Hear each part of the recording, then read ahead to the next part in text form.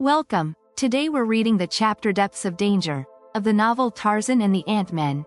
Last time, Tarzan and his companion Komodo Florenceal discovered that the seemingly dead nobles they encountered were actually just drunk, making it easier for them to navigate through danger. After defeating two warriors who confronted them, they disguised themselves in the nobles' clothing to escape detection and planned to blend in as Veltopus Macusian warriors. As they ventured through the city, they overheard rumors about two slaves who had died trying to escape, which lessened their concern for identification as they continued their journey. "Where now?" demanded Commodore Florenceal as the two emerged from the mouth of the slaves' corridor and stood for a moment in the brilliant sunlight without. "Lead the way to the quarry where we were confined, and to the chamber in which we slept." "You must be weary of your brief liberty," remarked the Trohanadalmacusian. "We are returning for Talaska, as I promised," Tarzan reminded him. "I know," said the Zertolosto, "and I commend your loyalty and valor while deprecating your judgment. It will be impossible to rescue Talaska. Were it otherwise, I should be the first to her assistance. But I know, and she knows, that for her, escape is beyond hope. We will but succeed in throwing ourselves again into the hands of our masters." "Let us hope not," said Tarzan. "But if you feel as you say, that our effort is foredoomed to failure, and that we shall but be recaptured, do not accompany me. My only real need of you is to guide me to the apartment where Talaska is confined. If you can direct me to it, that is all I ask." "Think you I was attempting to evade the danger?" demanded Commodore Florenceal. "No. Where you go I will go. If you are captured I shall be captured. We shall fail, but let us not separate. I am ready to go wherever you go." "Good," commented Tarzan. "Now lead the way to the quarry, and use your knowledge of things Menunian and your best wits to gain us entrance without too much talking." They passed, unchallenged, along the shaded walks between the domes of Veltopismachus, and past the great parade where gorgeously caparisoned warriors were executing intricate evolutions with the nicest precision, and out beyond the domes along well-worn trails filled with toiling slaves and their haughty guards. Here they fell in beside the long column, moving in the direction of the quarry in which they had been imprisoned, taking their places in the column of flanking guards, and thus they came to the entrance to the quarry. Perfunctorily the numbers of the slaves were taken, as they passed in, and entered in a great book, but to Tarzan's relief he noted that no attention was paid to the guards, who moved along beside their charges and down into the interior without being checked or even counted, and with them went Commodore Florenceal, Prince Royal of Trohanadalmachus, and Tarzan of the Apes. Once inside the quarry and past the guard room, the two fell gradually to the rear of the column, so that when it turned into a level above that which they wished to reach, they were enabled to detach themselves from it without being noticed. To leave one column was but to join another, for there was no break in them, and often there were several moving abreast. But when they reached the 35th level and entered the tunnel leading to the chamber in which Talaska was confined, they found themselves alone, since there is little or no activity in these corridors leading to slave quarters, except early in the morning when the men are led forth to their labors, and again at night when they are brought back. Before the door of the chamber they found a single warrior on guard. He was squatting on the floor of the tunnel, leaning against the wall, but at their approach he rose and challenged them. Commodore Florenceal, who was in the lead, approached him and halted. "We have come for the slave girl, Talaska," he said. Tarzan, who was just behind Commodore Florenceal, saw a sudden light leap to the eyes of the warrior. Was it recognition? "Who sent you?" demanded the warrior. "Her master, Zoanthrohago," replied the Trohanadalmacusian. The expression upon the face of the warrior changed to one of cunning. "Go in and fetch her," he said, and unbolted the door, swinging it open. Commodore Florenceal dropped upon his hands and knees, and crawled through the low aperture, but Tarzan stood where he was. "Go in," said the guard to him. "I will remain where I am," replied the ape-man. "It will not require two of us to find a single slave girl and fetch her to the corridor." For an instant the warrior hesitated. Then he closed the door hurriedly, and shot the heavy bolts. When he turned toward Tarzan again, who was now alone with him in the corridor, he turned with a naked sword in his hands, but he found Zoanthroal facing him with drawn rapier. "Surrender!" cried the warrior. "I recognized you both instantly." "I thought as much," said Zoanthroal. "You are clever, with the exception of your eyes. They are fools, for they betray you." "But my sword is no fool," snapped the fellow, as he thrust viciously at the ape-man's breast. Lieutenant Paul Darnaud of the French Navy had been recognized as one of the cleverest swordsmen in the service, and to his friend Greystoke he had imparted a great measure of his skill during the many hours that the two had whiled away with the foils. And today, Tarzan of the Apes breathed a prayer of gratitude to the far-distant friend whose careful training was, after many long years, to serve the ape-man in such good stead.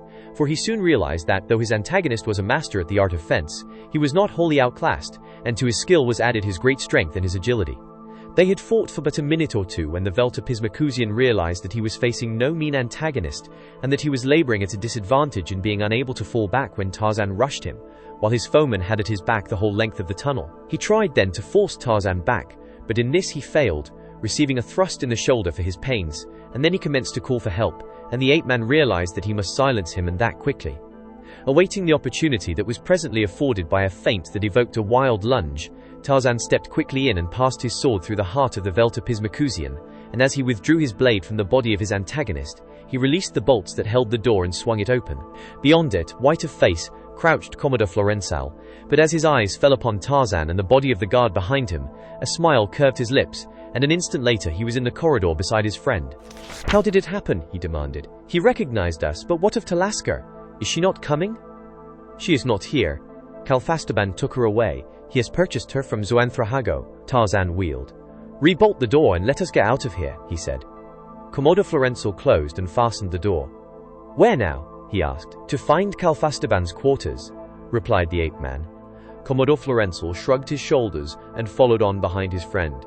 They retraced their steps toward the surface without incident until they were opposite the 16th level, when a face was suddenly turned toward them from a column of slaves crossing the runway from one lateral to another. Just for an instant did the eyes of the slave meet those of Tarzan, and then the fellow had passed into the mouth of the lateral and disappeared. "We must hurry," whispered Tarzan to his companion. "Why now more than before?" demanded Commodore Florensal. "Did you not see the fellow who just passed us and turned to look a second time at me?" "No, who was it?" "Garaftap," replied Tarzan.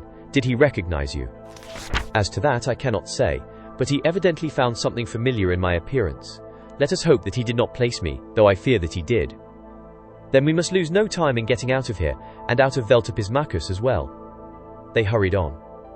"Where are Calfastaban's quarters?" asked Tarzan. "I do not know. In Trahanadalmacus, warriors are detailed to the quarries for but short periods, and do not transfer their quarters or their slaves during the time that they are there. I do not know the custom here. Calfastaban may have finished his tour of duty in the quarries. On the other hand, it may be for a long period that they are detailed for that service, and his quarters may lie on the upper level of the quarry. We shall have to inquire." Soon after this, Tarzan stepped up to a warrior, moving in the same direction as he and Commodore Florensal. "Where can I find Calfastaban Ventil?" he asked. "They will tell you in the guardroom if it is any of your affair," he replied, shooting a quick glance at the two. "I do not know." After that they passed the fellow, and at the first turn that hid them from him they increased their speed, for both were becoming suspicious of every least untoward incident, and their one wish now was to escape the quarry in safety. Nearing the entrance they attached themselves to a column of slaves, toiling upward with their heavy burdens of rocks for the new dome, and with them they came to the guard room where the slaves were checked out. The officer and the clerks labored in a mechanical manner, and it appeared that it was to be as easy to leave the quarry as it had been to enter it, when the officer suddenly drew his brow together and commenced to count. "How many slaves in this crew?" he asked. 100, replied one of the warriors accompanying them. "Then why 4 guards?" he demanded. "There are but 2 of us," rejoined the warrior. "We are not with them," Commodore Florensal spoke up quickly. "What do you here?" demanded the officer.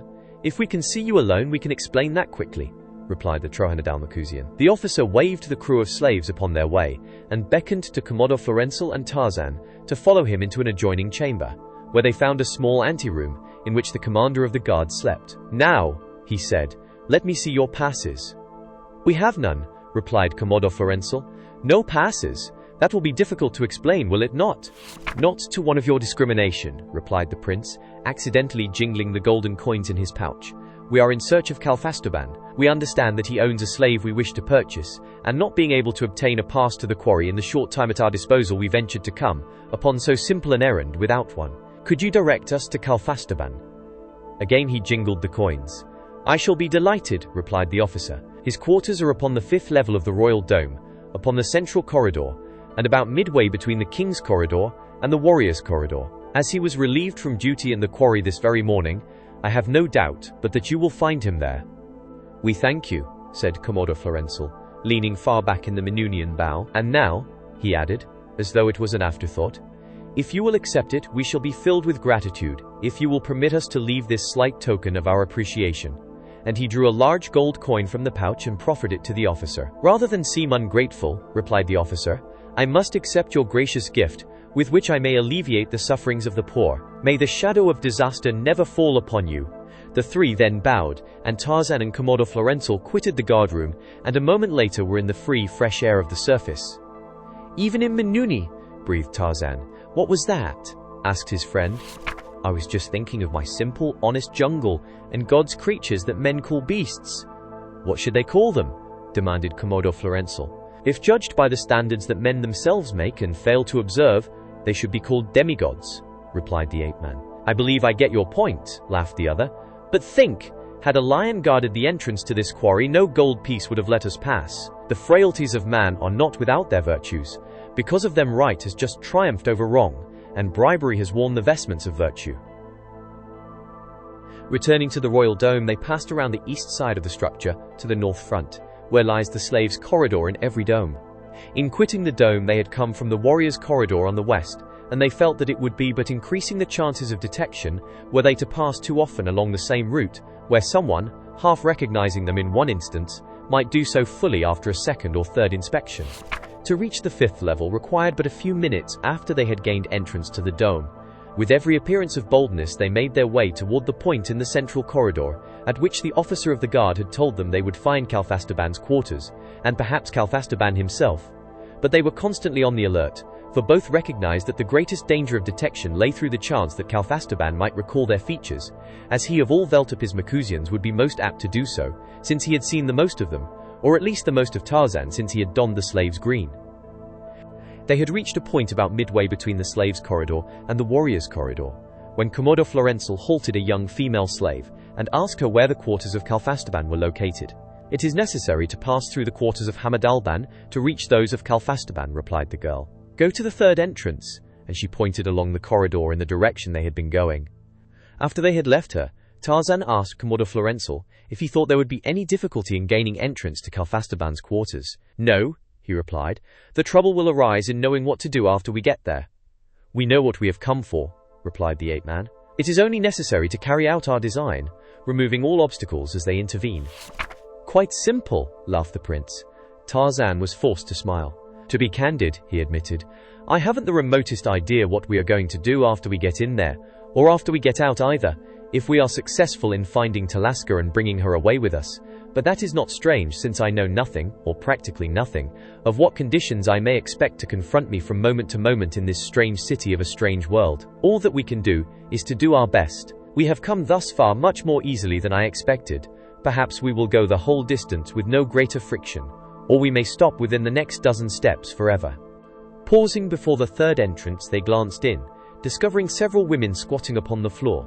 Two of them were of the warrior class, the others slaves of the white tunic. Commodore Florensal entered boldly. "These are the quarters of Hamadalban?" he asked. "They are," replied one of the women. "And Calfastaban's are beyond?" "Yes." "And beyond Calfastaban's?" inquired the Trohanadalmacusian. "A long gallery leads to the outer corridor. Upon this gallery open many chambers where live hundreds of people. I do not know them all. Whom do you seek?" "Palastoka," replied Commodore Florensal quickly, choosing the first name that presented itself to his memory. "I do not recall the name," said the woman, knitting her brows in thought. "But I shall find him now, thanks to you," said Commodore Florensal, "for my directions were to pass through the quarters of Hamadalban and Calfastaban, when I should come upon a gallery into which opened the quarters of Palastoka. But perhaps if Calfastaban is in, he will be able to direct me more exactly." "Calfastaban has gone out with Hamadalban," replied the woman, "but I expect them back momentarily. If you will wait, they will soon be here." "Thank you," said Commodore Florensal hastily, "but I am sure that we shall have no trouble finding the quarters of Palastoka. May your candles burn long and brilliantly." And without waiting on further ceremony, he crossed the room and entered the quarters of Calfastaban, into which Tarzan of the Apes followed at his heels. "I think, my friend," said the prince, "that we shall have to work rapidly." Tarzan glanced quickly around the first chamber that they entered. It was vacant. Several doors opened from it. They were all closed either with wooden doors or with hangings. The ape-man stepped quickly to the nearer and tried the latch. It gave, and he pushed the door ajar. All was darkness within. "Bring a candle, Commodore Florenzo," he said. The prince brought 2 from their niches in the wall. "A storeroom," he said, as the rays of the candles illuminated the interior of the room. "Food and candles and raiment. Calfastaban is no pauper. The tax collector has not ruined him yet." Tarzan, standing in the doorway of the storeroom, just behind Commodore Florenzo, turned suddenly and looked out across the other chamber. He had heard voices in the quarters of Hamad Alban beyond, men's voices.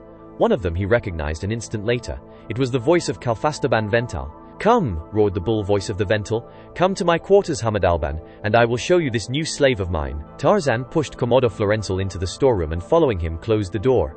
"Did you hear?" he whispered. "Yes, it was Calfastaban." The storeroom door was ornamented with a small, open grill covered with a hanging of some heavy stuff upon the inside.